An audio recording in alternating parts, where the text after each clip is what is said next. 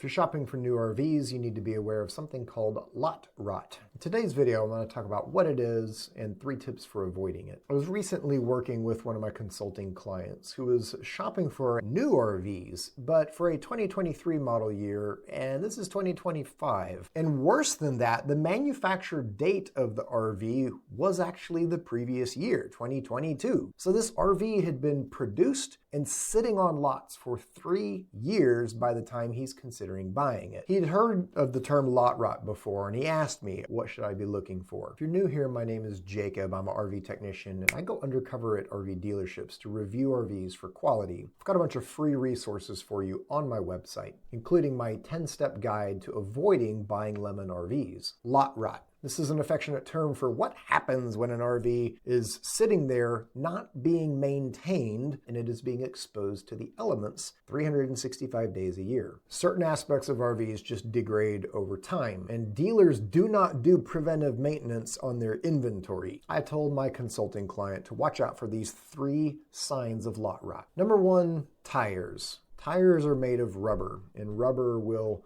dry and crack over time, especially if it's not going down the road. The rubber heats up going down the highway. That actually helps chemicals migrate through the rubber and prevent dry rot and cracks forming all around the outside of the tire. Because RVs sitting at an RV dealership are not being taken out or driven, the surface of the rubber will dry out and crack faster. Tires can last with normal wear and tear on average 6 years. The other thing to keep in mind is that the tires are typically manufactured a year before the RV is manufactured. Because this was a 2022 manufacture, the tires were actually older than that. So if my client bought this RV, there's a good chance the tires were already 4 years old. 4 years of lot rot on a tire is almost guaranteed to have cracks in it and need to be replaced in order to be able to travel safely. Keep in mind, tires for a small travel trailer can be fairly inexpensive. Tires for a motorhome can be thousands and thousands of dollars. This isn't a deal breaker, but this is you gotta watch out for it and ask the dealer to put fresh tires on before you take the RV. The second sign of lot rot I told my client to look out for was water damage from roof leaks. No matter what type of roof it is, if it has caulking on it, the caulking will shrink and crack over time. Dealers are not going and checking the caulking and resealing it annually the way you are supposed to, so it is common that caulking cracks enough that a water leak develops, and they're not checking that either. So the result is you can have a new RV that already has water damage in it. Warranties often won't cover water damage to an RV that results from a lack of maintenance. And if a dealer hasn't been maintaining the RV and it's damaged and you buy it,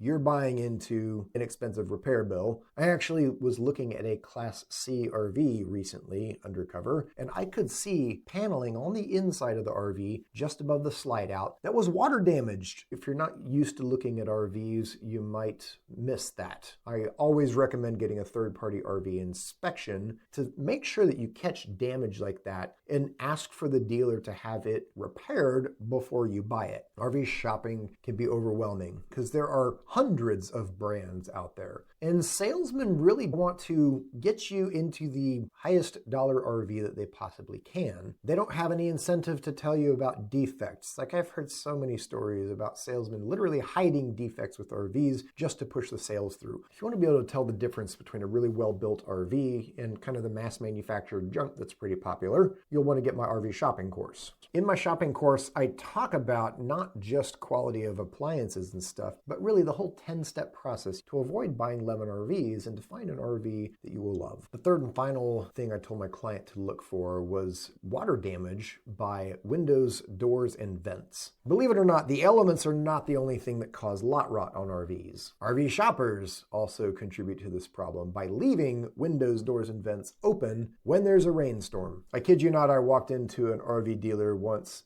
right after a rainstorm to find numerous RVs who had windows and doors open that had just been rained in. Like, the cabinets were getting water damaged because people had been shopping and just left things open. This is actually why dealers that keep their inventory locked and have a salesman go with you to open and shut it after you're done looking at it are going to actually have better preserved inventory. I have a hard time working with them undercover because I don't want to work with salesmen. I just want to go and look at RVs, and trapping me into like I have to now have awkward small talk with a salesman who might or might not suspect who I am is a little off-putting for me, but it is a better practice for the better dealers. Also, as a courtesy to other RV shoppers, please shut all the doors and windows and cargo bay doors whenever you finish looking at an RV. You don't have to contribute to Lot Rot. You can actually go through and close things. Click here to learn more about my 10-step process for avoiding lemon RVs, or click here to watch more reviews of me going undercover at RV dealerships.